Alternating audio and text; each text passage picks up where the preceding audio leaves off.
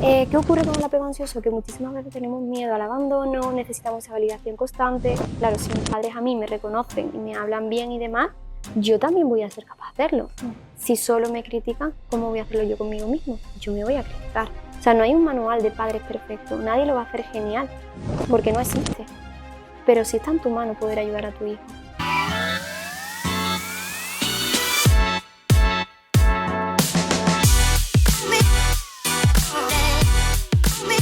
Bienvenidos al podcast de Fénix. Hoy estamos en la sección del Club del Drama y tenemos con nosotros a Laura Polo, que bueno, es un honor tenerla hoy aquí. Es especialista en MDR, en infanto-juvenil y en trastorno de la conducta alimentaria. Y hoy vamos a hablar un poquito sobre la crianza, la educación y de cómo el apego y esa educación en la infancia puede afectarnos cuando ya somos mayores, tanto a las relaciones que podamos establecer como en casos como más específicos como el trastorno de la conducta alimentaria.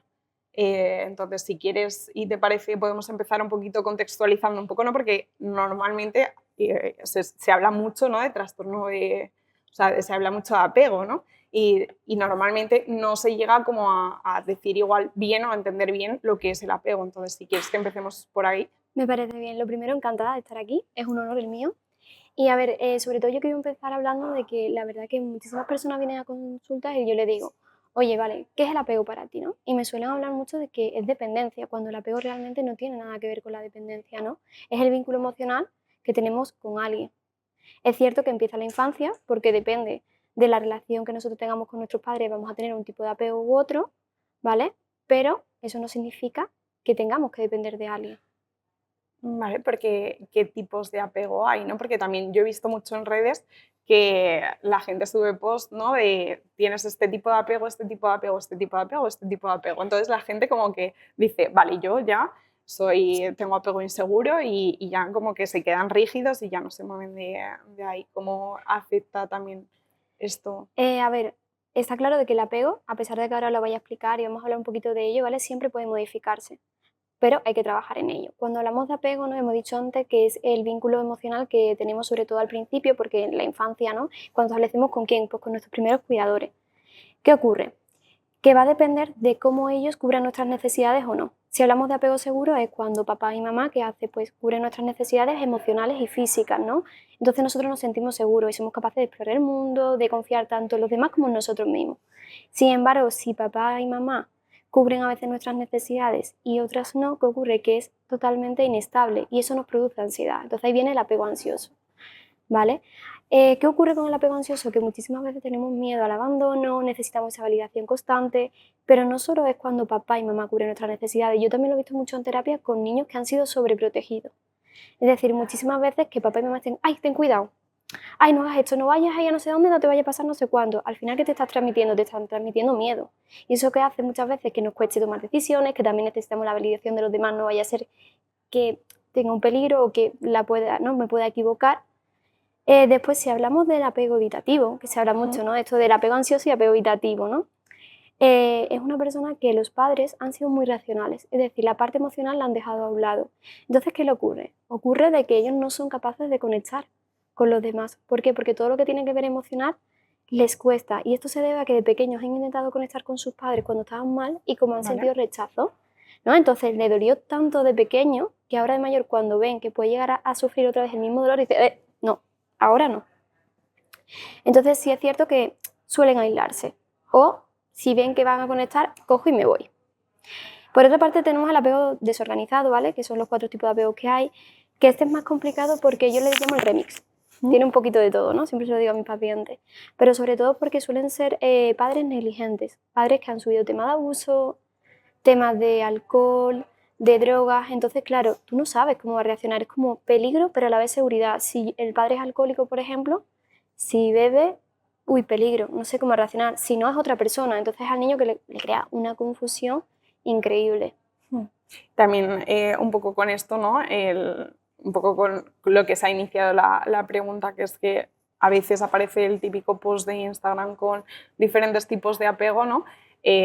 Realmente el apego no es algo que sea fijo, ¿no? Que al final tú has podido tener como unos patrones de crianza en la infancia y haber establecido un apego con tus figuras de referencia que luego tras tener relaciones o trabajarlo y tras tener relaciones que igual se relacionan más pues, con este apego seguro que pueda ir también modificándose. Claro, es que depende de la persona que tengamos al lado y sobre todo antes de eso es muy importante de que tú con las personas, o sea, con las relaciones, si con mis amigos yo puedo tener un tipo de apego, yo puedo ser segura porque mis amigos a mí nunca me han fallado y me han dado mucho apoyo, pero sin embargo con mi pareja sí puedo ser ansiosa, ¿no?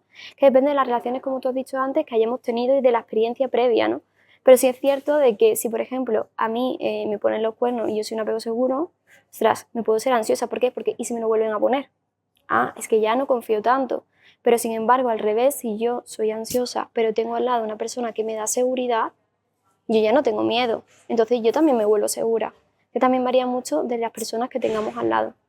Como que al final estas personas te hacen igual pues inclinarte como para algún tipo de apego o para otro. Claro, lo importante no es decir es que tengo este tipo de apego y no hago nada. No. O sea, vale, si yo tengo un apego evitativo y veo que con las emociones me cuesta conectar, voy a terapia y las trabajo. O al revés, ¿no? Al fin y al cabo, ¿de qué vale reconocerlas si nosotros no hacemos nada por cambiarlo?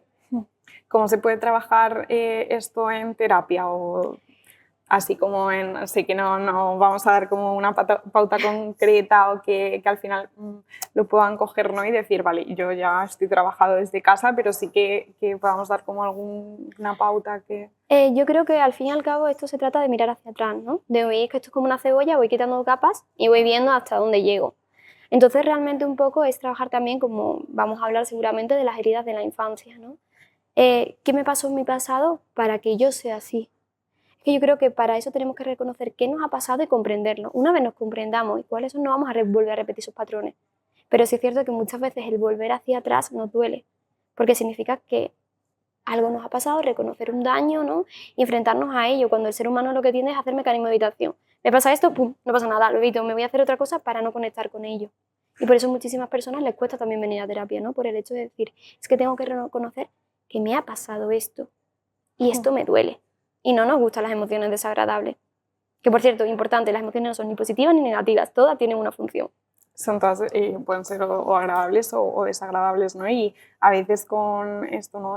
O lo que se está también romantizando un poco la terapia, de tienes que ir a terapia porque tienes que trabajar, ¿no? Muchas veces pensamos que la terapia es todo como agradable y que vas a llegar allí y entonces vas a tener un crecimiento sin pasar o transitar por ese dolor, ¿no? Y hay veces que es importante el poder ver esas heridas de la infancia como para poder trabajarlas y ver cómo nos están afectando cuando somos adultos. Totalmente. Si quieres nos metemos un poco en heridas de la infancia y demás, para ya que hemos llegado por aquí, lo explico. Vale. En el sentido de que, por ejemplo, las heridas de la infancia, ¿vale? Yo siempre digo de que las heridas de la infancia es cuando el niño siente que la aceptación, la seguridad, que son algo imprescindible para su bienestar emocional, ve que han sido inestables o que no han sido realmente las que deberían, ¿vale? Entonces, ¿qué ocurre? Que yo siempre las explico muy fácil. Tú tienes un momento, ¿vale? Doloroso en la infancia. Y en ese momento, ¿qué ocurre? En ese momento los niños no tienen juicio. Tú a un niño le dices, viene Ratón Pérez, ¿qué le va a pasar? Se cree que viene Ratón Pérez, vienen los Reyes Magos, se cree que vienen los Reyes Magos, ¿no? Entonces, claro, él no tiene herramientas para razonar. Entonces, en ese momento, por ejemplo, mi padre juega más con mi hermano que conmigo.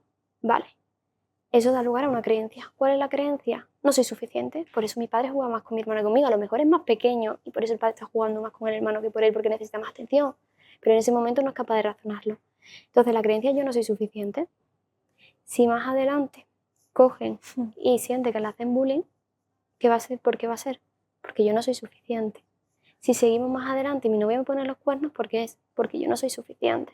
Entonces, ¿qué ocurre ahí? Que si nos vamos a la primera creencia, a la primera herida, ¿qué herida sería? ¿La herida de qué? De tus padres, ¿no? Al final. Claro, pero la herida de rechazo, ¿no? Claro, de rechazo. Yo me he sentido rechazado, ¿no? Porque hay 5 heridas en la infancia. Rechazo, abandono, humillación, traición e injusticia. Entonces, como hemos dicho antes, ¿cómo podemos curar el apego y cómo la herida, no? Si nos vamos hacia atrás, piensa en un recuerdo tuyo, desde los 10 años o lo que sea, que a ti te haya dolido y cómo te ha hecho sentir. De esas 5 heridas, ¿cuál encajaría? Además, creo que se ve mucho de que cuando tú reaccionas de una manera desproporcionada a una situación es porque te han tocado una herida. Es algo que a ti no te gusta porque, o sea, cuando a mí me deja una persona, por ejemplo, una persona que tiene herida de abandono o herida de rechazo, ¿cómo la va a sentir? a sentir muchísimo más desproporcionada que realmente puede la situación. Tú la ves de fuera y dices, ¿pero por qué? Si a lo mejor no te ha dejado y no tiene que ver por ti, ya, pero es que ahí le estás dando en su herida.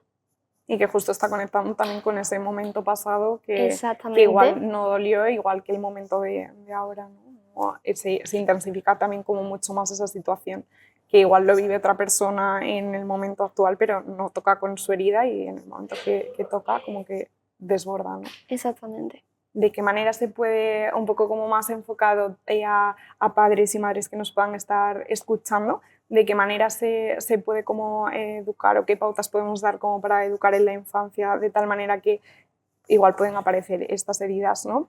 Porque al final todos los padres lo intentan hacer como lo mejor que pueden, pero de qué manera cómo podemos dar esas pautas para educar. Vale, yo siempre digo 5 cosas. La primera es seguridad. O sea, los niños necesitan seguridad, necesitan que si le pasa algo, ¿no?, pueda ir a casa y pueda contarlo, que realmente es un poco de presencia emocional. Lo más importante y lo que yo siempre recalo, y creo que es súper importante, por favor, que le hablemos de emociones. O sea, necesitan que le validen sus emociones, que les expliquen. A mí vienen muchísimos pacientes a consulta y me digo, ¿tú cómo te sientes? ¿Qué te pasa?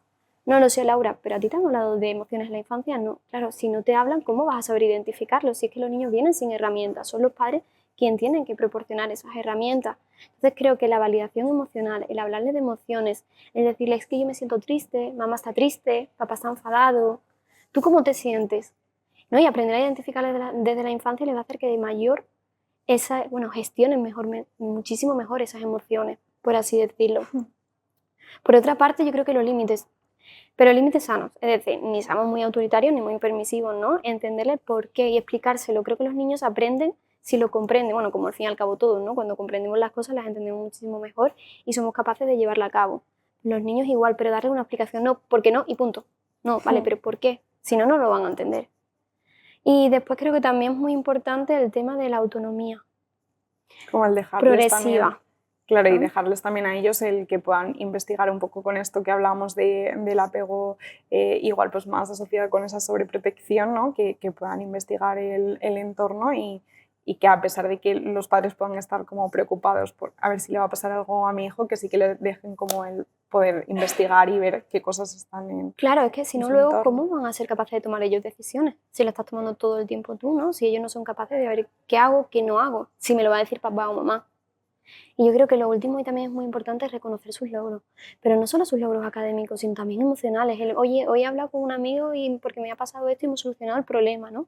Que tengan también esa confianza en ti, en decir, en poder hablar de todo lo que les ocurra. También creo porque al fin y al cabo también me vienen muchas personas que es el hecho de digo, bueno, y vamos a ver tus logros, ¿no? El árbol de los logros se suele hacer mucho en consultas y demás. Venga, ¿cuáles han sido tus logros? No sé, Laura. Digo, vamos a ver, ¿cómo que no sé? Porque esto es lo que debería hacer. No, es que mis padres me dijeron que es lo que debería. No, no es que es lo que debería, ¿no? Si sacas buena nota hay que reconocerlo. Si haces algo bien hay que reconocerlo. Es que si no, ¿qué ocurre? Que es que los niños no van a saber reconocerlo, ¿no? Todo lo que es auto antes ha sido externo. ¿Qué te quiero decir con esto? Claro, si mis padres a mí me reconocen y me hablan bien y demás, yo también voy a ser capaz de hacerlo. Si solo me critican, ¿cómo voy a hacerlo yo conmigo mismo? Yo me voy a criticar. Entonces también es muy importante las maneras y la forma en la que le hablamos a un niño. Y que muchas veces, un poco también asociado con esto que has dicho, ¿no? Se simplifica todo mucho al tema académico, ¿no? De decir, bueno, si saca buenas notas, jo, qué bien, ¿no? Pero si saca malas notas, como que nos tenemos que poner con él, ya supone como esos sentimientos como más desagradables y no se le refuerza, ¿no? El que igual pueda estar teniendo como en otros aspectos, pues que pueda estar desarrollándose en otros aspectos que no sean el académico. Claro, ¿no? al fin y al cabo ahí lo que estás haciendo que es reforzar su autoexigencia. Si yo sé que con lo académico mamá y papá me van a felicitar, ¿qué voy a hacer yo? Yo voy a sacar muy buenas notas porque ahí me siento válido. Y si tú tienes una herida de la infancia, de rechazo o de no soy suficiente, ¿con qué lo vas a potenciar tú? Con las notas, porque ahí sí me reconoce y ahí yo sí me siento bien. Entonces al final de adulto que vas a ser una persona que es muy autoexigente. Claro. Nos vamos a meter también un poquito, ¿no? Porque como he comentado al principio, Laura también se dedica al tema o a trabajar con personas que tienen trastorno de la conducta alimentaria y eso está también muy asociado con la infancia. ¿De qué manera se pueden relacionar el trastorno de la conducta alimentaria con un poco la infancia y esos primeros patrones? Claro, a ver, Si empezamos realmente, yo les pregunto siempre a mis pacientes, sobre todo bueno, con anorexia, con bulimia o demás, pero sobre todo con anorexia, les digo, vale, digo, ¿cómo era mamá en la infancia? ¿Vale? Mamá o papá, pero ¿tú qué recuerdas de cómo eran tus padres en la infancia? Y me dicen, pues Laura, mamá, digo, si hablo de la comida, ¿qué te viene a la cabeza? Y me dice, porque está todo el día a dieta. Por ejemplo, digo, ¿en casa están todo el día a dieta? Sí, y viendo que es saludable, que no, o me llevaban al médico para hacer dieta, ¿no? O niña, no comas esto, o ten cuidado que esto engorda y demás. Entonces, yo creo que, claro que se relaciona, porque realmente, vamos a ver, los niños aprenden con las neuronas espejo, es decir, por modelado. Si yo veo que en casa hay mamá y papá hacen A, yo luego voy a hacer A, porque es lo que veo y lo que aprendo, ¿no? Al fin y al cabo, las neuronas espejo, ¿qué hacen? Aprende tanto conducta como emociones. Si yo veo que mamá se regula a través de la comida, yo al final que aprendo que la comida me ayuda a regular mis emociones. Tiro por ahí. Entonces, claro que está claro de que lo que hagamos en casa va a afectar a cómo se ve el niño. De hecho, el tema de la imagen corporal, ¿no? De los comentarios de mamá de, uy, esto no me queda bien, ¿tú qué opinas de cómo me queda? Pero me hace gorda, no me hace gorda. Al final, ¿tú qué estás viendo? De la creencia de mi valía depende también de lo que los demás piensen, ¿no? O de la delgada que yo esté. Y a veces esto también se asocia un poco, para relacionarlo con el tema anterior que estábamos hablando de las heridas, un poco con esta exigencia de, igual mis padres han sido muy exigentes y ya no solo conmigo, ¿no? Porque a veces no es conmigo, sino que han sido exigentes con ellos mismos. Y al final un poco por este modelado yo aprendo que, claro, que para ser bueno tengo que ser exigente, ¿no? Y que llegar a todo lo que quiero llegar. Y hay veces que se relaciona también con la alimentación y con el no llegar significa que no soy suficiente, ¿no? Y vuelve un poquito esa herida de la infancia. Claro, sobre todo, por ejemplo, en este caso sería un poco más la anorexia, ¿no? Porque realmente la anorexia, ¿qué es? Control. Yo controlo a través de la comida. La anorexia es más control y autoexigencia, como tú dices. Entonces, yo sé, porque muchas veces el control es que si yo cambio, las cosas cambian, porque muchas veces la culpa nos la echamos a nosotros, como tú dices, no soy suficiente, entonces si yo cambio, las cosas van a cambiar a mejor. Pero eso es una creencia simplemente. Y cuando peor estamos, ¿con quién lo pagamos? Con nosotros, con nuestro cuerpo. Muchas veces que no tenemos hambre y comemos menos, ¿vale? Pero es que las otras veces, porque es para verte tú mejor, porque me siento yo mal, si como un poquito más, no vaya a ser que entonces las personas luego me rechacen. Sí, y un poco también aquí me gusta puntualizar, ¿no? Yo también trabajo desde un poco la relación con la comida y el cuerpo y es verdad, ¿no? que al final la anorexia está como un poco más relacionada con el control, pero realmente la bulimia también, ¿no? Porque al final, como todos los trastornos de la conducta alimentaria, funcionan como un poco en un continuo, que al final no es que tengas uno u otro, sino que puedes ir variando y pasando Totalmente de acuerdo. por todos, incluso dentro de la bulimia igual no tanto, ¿no? Pero el trastorno por atracón, por ejemplo, también está muy relacionado con el control, ¿no? Intento controlar todo, que al final llega un momento que ese control genera descontrol, ¿no? Y que termina desarrollándose un poco y volviendo a esta primera cosa que estábamos hablando, ¿no? Pero volvemos entonces realmente siempre a lo mismo. Realmente estos trastornos cuando se forman en la adolescencia, cuando se está formando la personalidad. Entonces, ¿qué ocurre? Que realmente la personalidad, ¿no? Más adolescencia y demás, es cuando realmente ahí es cuando podemos llegar a solucionar, ¿no? También. Ya después solucionamos lo que pasó en la infancia. Entonces, ahora también hay en ese momento de quién es la responsabilidad también un poco de coger y llevar a consulta los padres. Volvemos un poco a lo mismo, aunque yo entiendo de que muchísimas veces hay mucho miedo por el que dirán si llevo a mi hija a consulta. Es que soy una mala madre, es que soy un mal padre, un poco la culpa, ¿no? Pero yo creo que es el momento de coger y decir, vale, realmente le quiero enseñar a mi hijo que tengo que pedir ayuda. Y para pedir ayuda, voy a ayudarlo yo primero. ¿Cómo lo ayudo? Ve a consulta, vea que enseñe esas herramientas, no pasa nada. O sea, no hay un manual de padres perfecto, nadie lo va a hacer genial, porque no existe. Pero sí está en tu mano poder ayudar a tu hijo. Da igual que sea por temas de habilidades sociales, por temas de autoestima, por temas de anorexia, por temas, ¿no?, de gestión emocional. Lo que está claro es que tu hijo necesita ayuda. ¿Cómo se relaciona también? También es una de las preguntas que te he hecho antes, ¿no? Pero ahora más específico. ¿Cómo o qué pautas se puede dar como a los padres como para...?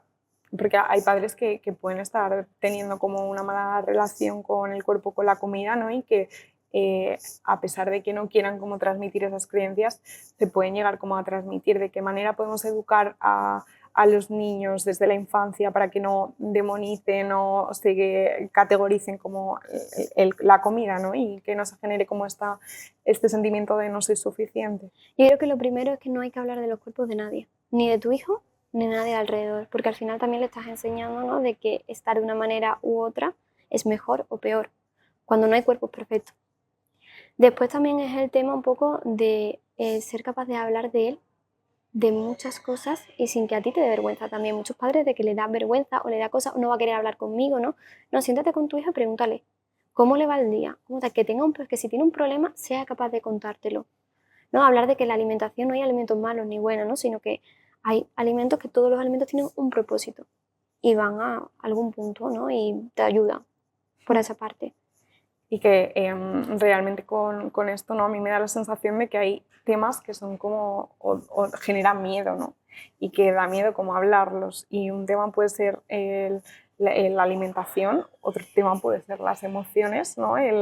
Cómo los padres gestionan las emociones, porque yo me he encontrado también a muchos padres en consulta que les cuesta mucho a ellos mismos hablar de emociones y se viven como está llorando el niño, joder, ¿por qué está llorando? ¿No? Y ya se categorizan igual las emociones en es una emoción negativa, con las emociones negativas tenemos que tener cuidado, ¿no? Y es un poco, o forma parte un poco también de normalizar, ¿no? De normalizar el que yo hay días que pueden aparecer pensamientos de todo tipo, que hay días que me puedo sentir tristeza, pero hay días que puedo sentir alegría, que no pasa nada por estar enfadado y que es bueno hablarlo, ¿no? Y poder compartirlo. Claro, sobre todo hay muchos padres que vienen con el sentimiento de culpa, ¿no? Y se ven reflejados en el niño. A ver, es que no pasa nada, es que a lo mejor eres tú también quien tiene que venir a terapia. Y al revés, no es malo. Es que si tú ves que a tus hijos le están afectando, ven tú, vamos a solucionar qué te ocurre y verás cómo a tu hijo también eso cambia y hace que mejore. Yo en consulta no solo trabajo con los niños, trabajo con los padres y con los niños, porque muchas veces es la relación entre ellos, no saben llegar al niño. Y no pasa nada, hay que mejorar los vínculos, pero para eso hay que querer. ¿En qué momento crees que te puede, porque esto me parece una pregunta que puede ayudar tanto a padres como a no padres, ¿no? ¿De qué manera o en qué momento crees que puedes hacer como el clic para decir, oye, pues voy a ir a terapia, ¿no? Porque a muchas personas les cuesta y al final terminan viniendo a terapia cuando ya la situación ha desbordado, ¿no? A mí me gusta explicarlo como el vaso de la capacidad. Totalmente. Que al final vas echando gota, gota, gota, gota y el vaso llega un momento que desborda tanto que dices, vale, es que igual necesito ayuda porque no estoy pudiendo yo solo con esto, ¿no? Pero en todas las gotas anteriores no has sido capaz de ver pues igual, oye, podría haber ido antes, ¿no? No pasa nada por pedir ayuda. Yo creo que cuando no conectas contigo, cuando ves que vas en automático, hay muchísima gente que va en automático. ¿Y tú qué tal? Ah, pues no lo sé, porque tiene tanto mecanismo de habitación que no se paran a pensar cómo están ellos mismos. Cuando no identifican sus emociones, como tú dices, ¿no? De ¿cómo te sientes? No lo sé, es que no sé cómo me siento hoy. Cuando siento un vacío, cuando veo que no conectaba con los demás como conectaba antes, cuando empiezo a ver las situaciones que a mí antes me gustaba hacer, por ejemplo, yo qué sé, me gustaba ir a montar a caballo, me gustaba ir al cine y ya no me apetece. ¿Por qué no te apetece? ¿Qué es aquello que te está generando malestar, no? Cuando tú ves que tienes que casi todo te molesta, que hay algo que está dando en ti que dices, es que estoy a la defensiva y me lo noto, porque cuando estás a la defensiva al final te lo notas, de que saltas por cualquier cosa, ¿no? Yo creo que cada uno se conoce. Y aunque nos dé miedo, porque volvemos a lo que tú has dicho antes, de que hay muchísimas personas que no quieren, bueno, que no quieren ir a terapia porque les da miedo reconocer que tenemos un problema. Yo creo que ese es el punto de decir, vale, pero necesito cambiar, esto me está afectando en mi día a día, ¿cómo me siento yo? Y se puede trabajar estas heridas de la infancia e incluso el apego del que hablábamos al principio. Claro que se puede trabajar y se puede modificar, pero yo siempre digo que esto es como una cebolla. Vamos a quitar capas de arreglas, ¿no? Vamos a ver primero, vamos a ir por lo básico. Ahora en el presente, ¿qué es lo que me está ocurriendo que me está generando malestar? Vamos a poner las piezas de un puzzle. Tú no puedes el puzzle empezar por dentro, ¿no? Tú tienes que empezar por las esquinitas. Pues vamos por ello, porque hay muchas personas que quieren arreglarlo y quieren solucionarlo todo, ya. No, primero vamos a conectar contigo. Vamos a ver si tú eres capaz de reconocer qué es lo que te está pasando, en dónde te duele, qué sientes, qué no sientes, porque si tú no identificas qué emoción estás sintiendo, ¿cómo vas a identificar qué es lo que te está pasando? Es súper complicado. Entonces yo creo que es un poquito primero de psicoeducación y de conectar, ¿no? Y de hablar de tu historia, porque al final si empezamos a hablar empezamos a aceptar. Muchas veces no queremos aceptar las cosas y ese es el principal problema.